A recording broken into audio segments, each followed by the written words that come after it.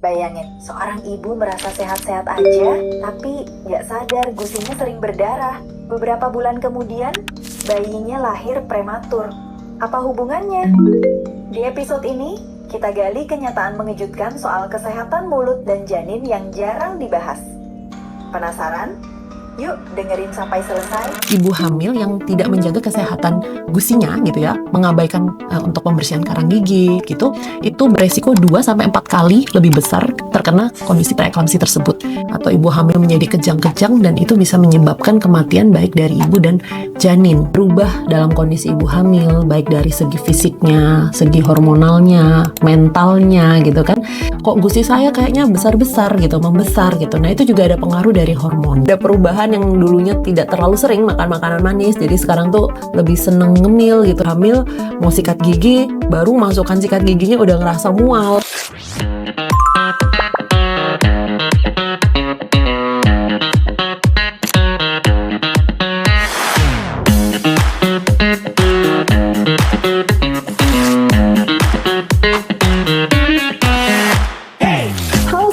Selamat datang di podcast Gizi, Informasi, dan Gaya Hidup Inspiratif yang kali ini kita akan membahas topik yang sangat luar biasa dan penting sekali untuk disimak bagi para ibu hamil, yaitu kupas tuntas hubungan kehamilan dan hubungannya dengan kesehatan gigi dan mulut.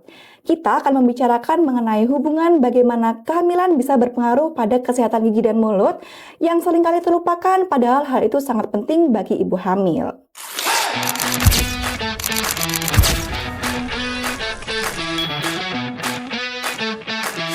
Sebelumnya saya mau pantun dulu nih. Pergi ke pasar di hari Selasa. Makan di rumah sambil nonton drama. Kehamilan sehat dimulai dari gigi yang terjaga, biar ibu dan bayi sama-sama bahagia. Perkenalkan, saya Nadine Raihanah, mahasiswa Fakultas Kedokteran Gigi Universitas Brawijaya yang akan menemani Sobat Gigi selama beberapa menit ke depan. Sebelumnya, kita akan kedatangan narasumber yang sangat luar biasa nih, yaitu seorang dokter gigi dan juga dosen di Fakultas Kedokteran Gigi Universitas Brawijaya. Yaitu langsung saja kita sambut Dr. Gigi Rani Rahmawati, spesialis periodonsia. Halo Dokter Ani. Halo Nadine. Bagaimana kabarnya hari ini dokter? Baik, alhamdulillah sehat. Nadine sendiri gimana kabarnya? Alhamdulillah baik juga dong dokter. Oh iya, sebelum kita mulai masuk nih ke topik yang akan kita bicarakan, mungkin dari Dokter Ani bisa sedikit cerita nih tentang kesibukan dokter akhir-akhir ini sedang sibuk apa? Ya, seperti biasa ya Nadine ya, ini karena perkuliahan juga sudah mulai masuk gitu, jadi ya saya aktif ngajar ya di FKG UB, kemudian kalau sore sampai malam tuh saya praktek di beberapa rumah sakit dan klinik di Malang, dan sekarang ini dalam minggu depan gitu ya, FKG UB akan punya gawe besar nih Nadine. Kita akan menyelenggarakan ada seminar internasional FKG UB, kemudian ada juga student competition, levelnya juga internasional, dan juga ada pengabdian masyarakat. Jadi saya agak crowded ini dalam minggu-minggu ini. Wah, luar biasa sekali. Ternyata dokteran ini sangat sibuk ya, Sobat Gigi. Nah, dari kesibukan dokteran ini, saya jadi teringat kalau ibu hamil itu pasti sedang mempersiapkan kehamilannya. Nah, tetapi nih dok, di tengah kesibukan itu, ternyata ada hal yang seringkali terlupakan oleh para ibu hamil, yaitu mengenai kesehatan gigi dan mulut. Nah, padahal nih dok, setahu saya, kesehatan gigi dan mulut itu selama kehamilan tuh juga mempunyai peran yang sangat penting selama kehamilan. Mungkin kita bisa mulai berbincang terkait hal itu ya dok ya. Kalau kita bicara soal kehamilan nih dok, pastinya ada banyak sekali perubahan yang terjadi di ibu hamil. Contohnya mungkin mulai perubahan fisiknya, kemudian perubahan hormon, atau mungkin perubahan dari kehidupan sehari-hari ibu hamil tersebut. Nah, kalau boleh tahu nih dok, apa aja sih perubahan kondisi ibu hamil itu yang mungkin mempengaruhi di kesehatan gigi dan mulutnya? Iya, jelas ya, memang ibu hamil itu kan suatu anugerah gitu ya, mungkin banyak sekali kondisi-kondisi yang memang berubah dalam kondisi ibu hamil, baik dari segi fisiknya, segi hormonalnya, mentalnya gitu kan. Apalagi untuk ibu hamil yang baru pertama kali nih hamil gitu. Banget. Jadi itu mungkin banyak sekali perubahan. Tapi yang berhubungan sebenarnya dengan kesehatan dari gigi dan mulut gitu, atau kesehatan dari gigi dan jaringan penyangganya, yaitu perubahan dari hormonalnya. Pada ibu hamil itu ada 3 perubahan hormonal, yaitu hormon estrogen, hormon progesteron, dan juga hormon HCG. untuk hormon estrogen dan progesteron sendiri ya Nadine, jadi kedua hormon tersebut itu mempengaruhi pada kondisi membuat gusi itu menjadi mudah berdarah begitu karena adanya peningkatan dari pembuluh darahnya. Permeabilitas pembuluh darah menyebabkan gusi jadi mudah berdarah. Kemudian pada ibu hamil juga mungkin ibu-ibu ya di sobat gigi sekalian mungkin bisa merasakan yang sedang hamil gitu, kok gusi saya kayaknya besar-besar gitu, membesar gitu. Nah, itu juga ada pengaruh dari hormon. Jadi hormon itu meningkatkan jaringan ikat kolagen gitu ya, kandungan di dalam gusi sehingga gusinya gampang mudah bengkak-bengkak. Dan kalau hormon HCG sendiri itu hormon yang timbul dan meningkat tinggi itu pada kondisi hamil dan efeknya itu adalah morning sickness. Tahu ya, Nadine ya. Morning sickness itu kan ibu hamil memang cenderung sering mual, sering muntah begitu ya. Jadi kondisi mual muntah yang terus-terusan itu juga menyebabkan kondisi rongga mulutnya itu menjadi kotor. Kemudian ibu hamil mau sikat gigi, baru masukkan sikat giginya udah ngerasa mual gitu. Jadi membuat kondisi flora atau bakteri di dalam rongga mulutnya itu juga meningkat. Nah, kondisi yang bakteri yang meningkat itulah yang jadi merusak kondisi jaringan penyangga gigi.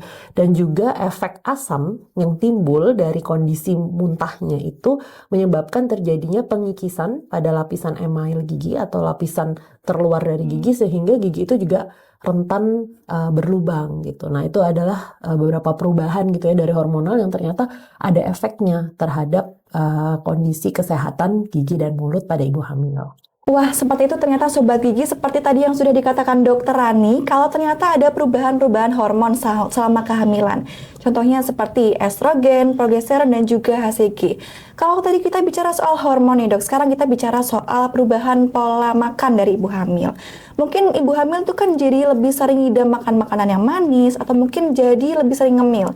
Nah, kira-kira nih dok, dari perubahan pola makan tersebut, apakah mungkin bisa mempengaruhi dari kesehatan gigi dan mulutnya? Iya, jelas ya. Jadi kalau perubahan yang dulunya tidak terlalu sering makan makanan manis, jadi sekarang tuh lebih seneng ngemil gitu ya, lebih seneng makan cake yang manis-manis, coklat gitu, terus es krim tuh emang enak gitu ya, apalagi kalau hamil tuh rasanya kayak lapar terus gitu ya, mungkin karena ada kondisi makhluk hidup yang lain gitu ya, rasanya jadi pengen lapar terus, pengen makan terus gitu. Jadi apapun sebenarnya nggak hanya pada ibu hamil ya. Jadi kalau memang sering makan makanan manis gitu, dan sebenarnya makanan manis itu nggak apa-apa Nadine, tapi makanan manis tetapi tidak diimbangi dengan pembersihan rongga mulut yang baik dan teratur, itu yang menjadi masalah dalam kesehatan gigi dan mulut. Jadi sobat gigi kalau misalnya habis makan makanan yang manis, baik coklat, permen, dan lain sebagainya, jangan lupa untuk menyikat giginya secara teratur. Nah, masalahnya pada ibu hamil, tadi lagi ya balik ke sana ya, sikat gigi itu merangsang terjadinya mual begitu. Jadi banyak makan manis, terus kemudian males untuk sikat gigi. Nah, itulah poin masalahnya ada di situ. Nah, itu lama-kelamaan dalam waktu 9 bulan terjadi seperti itu, otomatis pasti akan mempengaruhi dari kesehatan gigi dan mulutnya. Wah, luar biasa sekali nih dok. Nah, kalau setahu saya nih dok, biasanya kita itu kan dianjurkan untuk melakukan pemeriksaan gigi minimal 6 bulan sekali. Betul. Nah, kalau untuk ibu hamil nih dok, apakah tetap dianjurkan untuk 6 bulan sekali, ataukah mungkin ada waktu tertentu yang lebih disarankan untuk melakukan perawatan gigi? Sebenarnya kalau waktu yang disarankan harus kapan tuh nggak ada. Jadi boleh saja melakukan perawatan selama masa kehamilan, baik di trimester 1, trimester 2, maupun trimester 3. Itu kembali lagi ke kondisi dan kesiapan dari ibu hamil itu sendiri. Kadang-kadang ibu hamil gitu ya, di trimester 1, mual muntahnya cukup tinggi gitu. Gejala morning sickness-nya cukup tinggi, sehingga ketika pengalaman saya gitu ya, di pasien saya baru buka mulut terus masukkan kacang mulut dia sudah mual seperti itu. Nah, itu akan menyulitkan dari dokter giginya sendiri untuk melakukan perawatan, dan ibu hamilnya juga jadi kurang nyaman gitu, kayak selalu mual, selalu mau muntah kayak gitu. Tapi kalau pada ibu hamil yang di trimester 1 tidak mengalami kondisi yang parah dalam morning sickness, itu nggak ada masalah untuk dilakukan di trimester 1. Tetapi untuk ibu hamil atau sobat gigi di rumah yang sedang hamil mengalami keparahan morning sickness, mungkin bisa ditunda di trimester kedua seperti itu, karena mungkin biasanya di trimester kedua itu kondisi hormon HCG-nya itu sudah lebih stabil, sehingga kondisi mual muntahnya juga sudah mulai berkurang. Begitupun juga kalau di trimester 3, kadang kondisi perubahan fisik dari ibu hamilnya itu sendiri, perutnya makin membesar begitu sehingga geraknya terbatas, apalagi kalau sudah 8 bulan seperti itu. Nah, itu akan menyulitkan ketika ibu hamil itu duduk di kursi gigi. Ketika kursi gigi kan ya, mungkin Nadine tahu ya, kita harus posisinya lebih Iya, rebah. betul. Nah, ketika ibu hamil tuh posisinya lebih rebah, kadang itu merasa sesek gitu ya, sesak nafas, jadi kayak begah gitu, nafasnya nggak teratur. Nah, itu juga akan menyulitkan baik dari dokter giginya sendiri maupun dari perawatannya begitu. Dan juga pada trimester 3 itu yang agak berbahaya gitu kalau ada perawatan-perawatan yang menimbulkan rasa nyeri. Nah, itu gampang sekali untuk merangsang kontraksi begitu. Jadi yang dikhawatirkan ketika ada kontraksi dini begitu ya, terus kontraksi yang terus menerus nanti akan memicu terjadinya kelahiran prematur. Jadi memang kalau segi kapan yang wajib itu sebenarnya tidak ada yang disarankan, tetapi memang yang paling nyaman dan aman itu di trimester 2. Tetapi itu kembali lagi ke emergency atau urgensi dari perawatannya gitu. Kalau misalnya dia sudah kesakitan sekali, ya harus ditindak di trimester 1 ya dilakukan begitu selama itu tidak mengganggu dari kondisi kehamilannya. Wah, ternyata seperti itu ya Sobat Gigi, balik lagi ke kondisi ibu Betul, hamilnya seperti iya. itu ya Dok. Nah, kalau misalnya nih Dok, saat ibu hamil ingin melakukan pembersihan karang gigi atau scaling, kira-kira seperti tadi yang sudah Dokter Ani sampaikan, kalau hormon itu kan menyebabkan pelebaran dari pembuluh darah. Kira-kira kalau melakukan scaling itu apakah mungkin gusinya jadi lebih gampang berdarah dan gampang nyeri seperti itu ya Dok?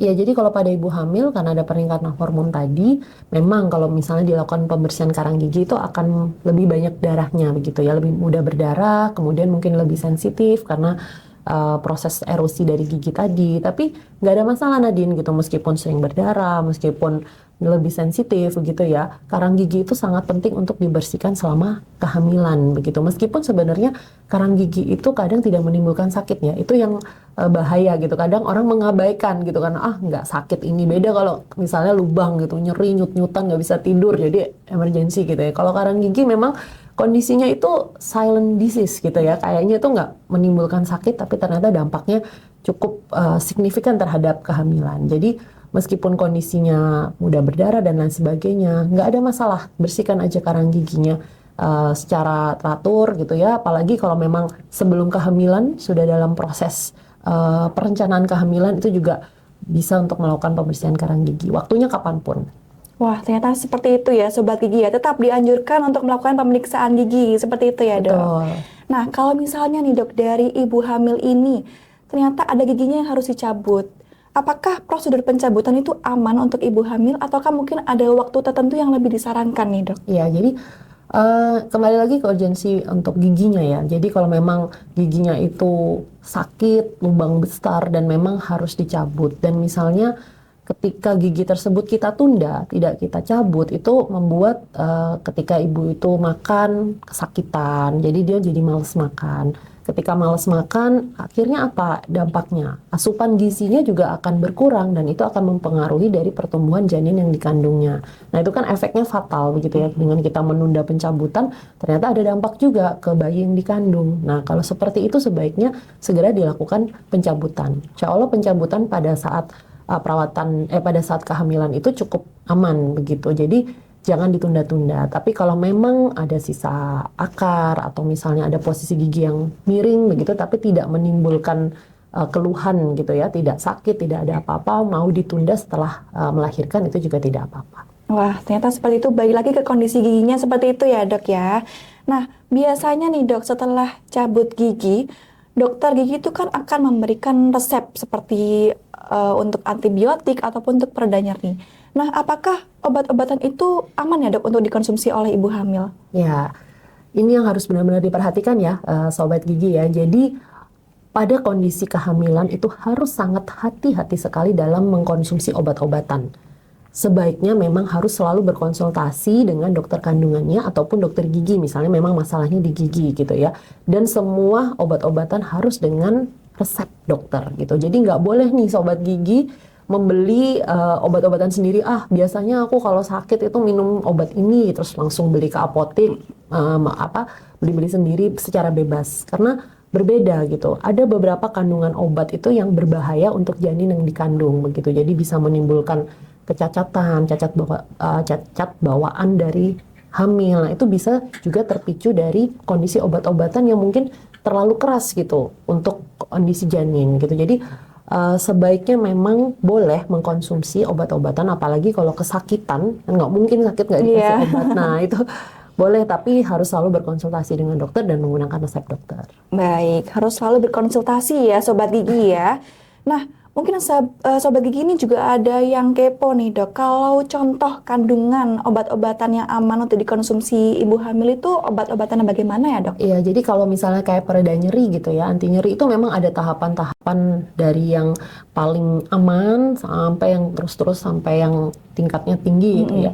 Jadi memang kalau untuk ibu hamil sih, untuk kandungan yang paling aman tuh kandungannya paracetamol aja gitu. Jadi itu kondisi yang paling aman gitu. Dan juga dengan antibiotik juga hanya antibiotik dengan kandungan-kandungan tertentu itu yang diperbolehkan. Tapi seminimal mungkin memang untuk ibu hamil tuh harus menjaga kesehatan ya. Iya. Bagaimanapun aman, tapi itu kan konsumsi kimia ya. Jadi Iya, betul. kalau sakit dikit minum obat, sakit dikit minum obat, itu juga efek-efek obat yang menumpuk itu juga kita nggak akan tahu apakah itu nanti akan mempengaruhi janin apa enggak gitu. Jadi harus tetap selalu menjaga kesehatannya supaya tidak mudah untuk minum obat gitu.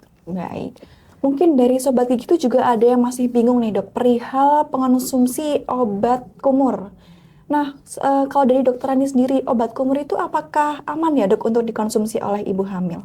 Iya, sebenarnya obat kumur itu cukup aman dan mungkin itu salah satu solusi gitu ya. Kalau ketika sikat gigi kemudian mual jadi malas sikat gigi, saya tidak menyarankan mengganti sih. Sebenarnya sikat gigi itu tetap harus begitu, tetapi obat kumur ini sebagai tambahan. Tapi kadang-kadang mungkin sikat gigi yang biasanya 2 kali sehari jadi 1 kali sehari, nah mungkin bisa ditambahkan dengan obat kumur begitu. Nah, yang penting namanya juga obat kumur ya, harus dikumur dan dibuang gitu. Betul Jangan sekali. ditelan. Nah, kalau tertelan itu yang nanti bisa bahaya gitu untuk kondisi janin karena nggak tahu berapa banyak yang tertelan gitu. Jadi so far sih obat kumur itu aman dan itu cukup membantu untuk menjaga supaya kondisi jaringan penyangga gigi, gusi kita akan selalu sehat. Oke, itu tadi soal obat-obatan dan juga obat kumur yang aman dikonsumsi oleh ibu hamil. Nah, tapi ternyata nih Sobat Gigi, kalau ternyata kesehatan gigi itu diabaikan selama hamil, resikonya itu bisa saja jauh lebih besar daripada sekadar gigi berlubang. Nah, sebenarnya nih dok, bahaya apa saja sih yang bisa terjadi jikalau ibu hamil itu tidak melakukan perawatan gigi, khususnya dalam pembersihan karang gigi atau scaling nih dok?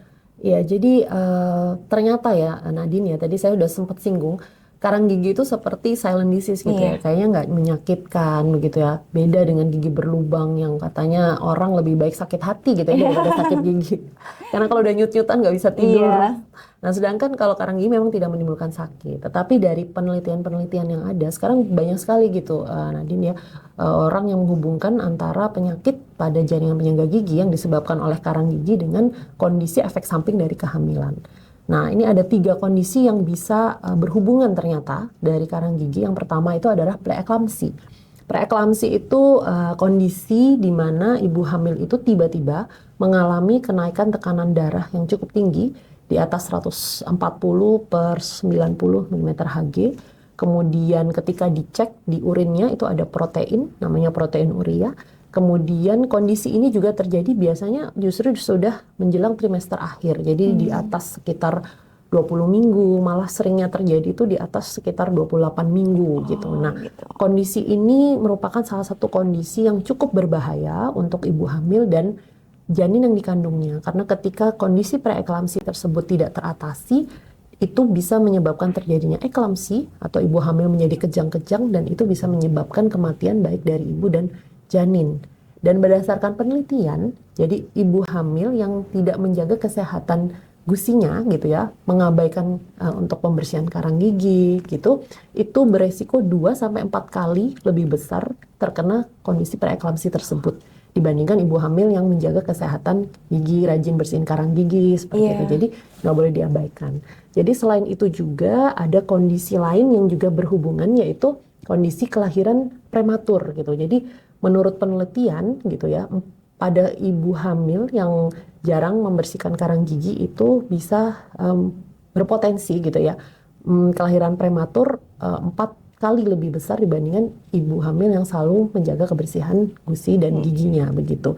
Sedangkan mungkin Nadine tahu ya kalau misalnya kelahirannya prematur itu efek samping yang dihasilkan juga banyak gitu terhadap janinnya gitu. Jadi ketika kelahiran prematur, janin yang dilahirkan juga mungkin belum siap untuk dilahirkan begitu. Jadi bisa jadi bobot bayinya itu terlalu rendah. Jadi harusnya normalnya di 2,5 kilo, mungkin cuma 1 kilo sehingga kondisi-kondisi organ dari bayi pun juga kadang belum siap gitu, paru-parunya belum berkembang sempurna, kemudian jantungnya juga belum kuat gitu. Nah itu juga berbahaya, bisa menyebabkan cacat juga dari bayinya.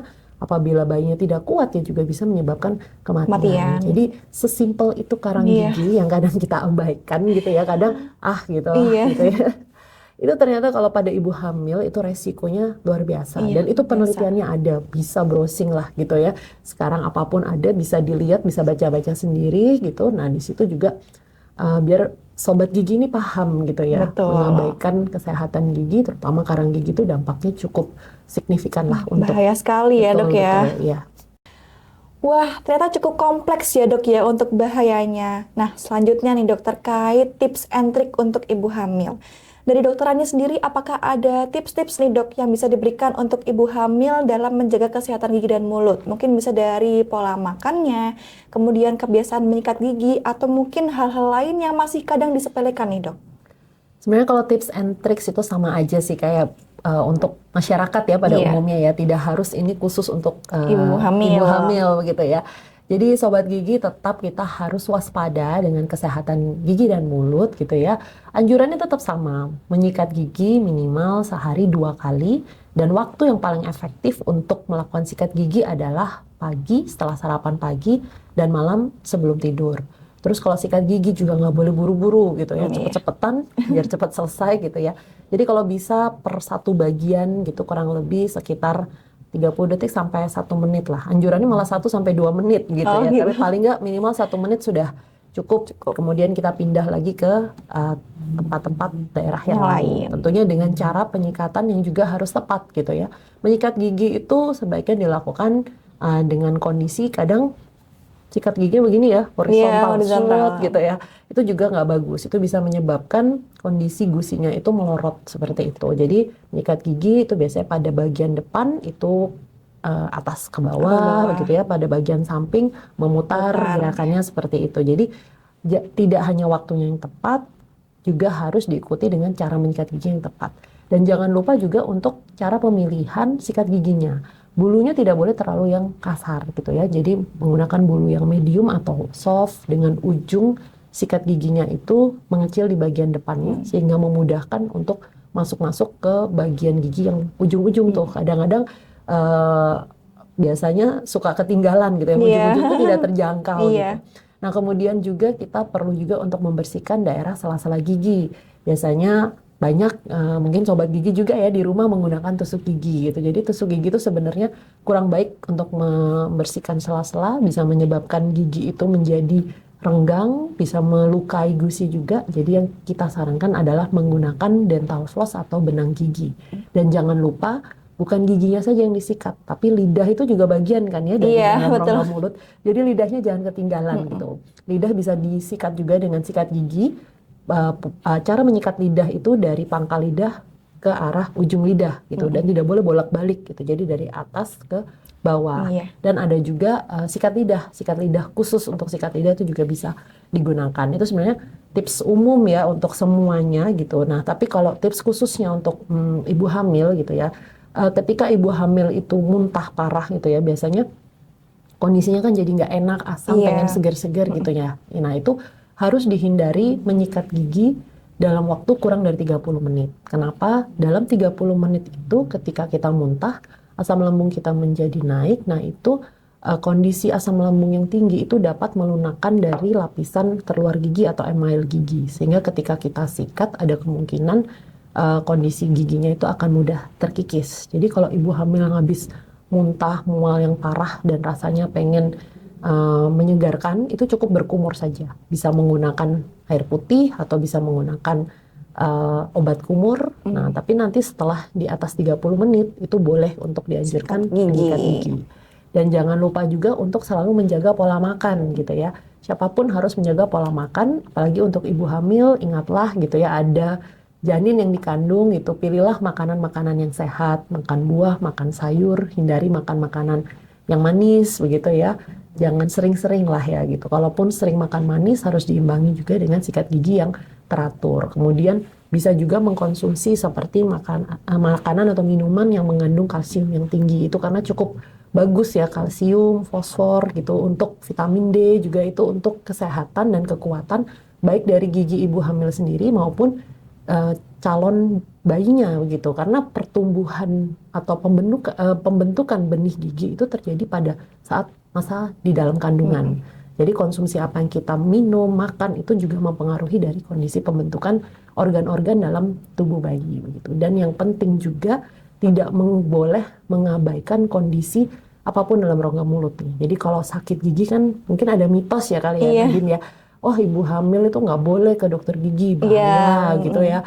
Nanti mempengaruhi janin atau lah seperti itu. Itu mitos ya Sobat Gigi. Jadi justru kalau kita menunda perawatan, sakit gigi dibiarin aja sakit, udah ditahan-tahan terus ditunggu sampai sesudah melahirkan, itu malah lebih bahaya. Karena tadi mungkin kita udah ngobrol banyak ya bahayanya ketika kita menunda perawatan, dan itu benar-benar paling nggak minimal adalah 1 kali itu dalam kehamilan, meskipun rasanya nggak ada sesuatu atau kayaknya baik-baik saja, paling nggak minimal 1 kali lah untuk datang ke dokter gigi untuk memeriksakan kondisinya. Kadang kita tidak merasa sakit, ternyata ada kondisi yang memang harusnya dilakukan tindakan atau treatment. Misalnya ada karang gigi, gusinya sering berdarah, itu mumpung belum menimbulkan hal-hal yang lebih parah gitu, harus sedini mungkin melakukan pembersihan karang gigi maupun tindakan-tindakan lain yang mungkin dirasa mengganggu seperti itu. Jadi paling nggak minimal 1 kali lah dalam kondisi kehamilan, ada keluhan ataupun tidak ada keluhan, itu untuk datang ke dokter gigi supaya kita bisa mengecek semuanya. Dan nanti urgensi perawatan memang dokter gigi yang menyusun. Oh, yang ini bisa dilakukan sekarang. Oh, yang ini nanti sebaiknya ditunda saja setelah melahirkan, seperti itu. Apalagi ada kondisi-kondisi yang mungkin pada saat sebelum hamil itu, kok gusi saya sekarang jadi gampang berdarah ya, kok kayaknya gigi gampang rapuh, kok tiba-tiba muncul kayak benjolan gitu di gusi. Nah, yang kondisi-kondisi tidak lazim itu justru harus segera dikonsultasikan. Mungkin itu ya tips-tips gitu ya untuk menjaga kesehatan, baik dari kesehatan ibu hamil tersendiri dan juga janin yang dikandungnya. Wah, seperti itu ternyata Sobat Gigi, kalau ternyata ibu hamil itu tetap dianjurkan untuk melakukan pemeriksaan gigi secara rutin. Nah, dari pembahasan kita hari ini, ternyata menjaga kesehatan gigi selama kehamilan itu bukan cuma soal estetika, tetapi juga bisa berdampak besar baik pada kesehatan ibu hamil maupun pada janinnya.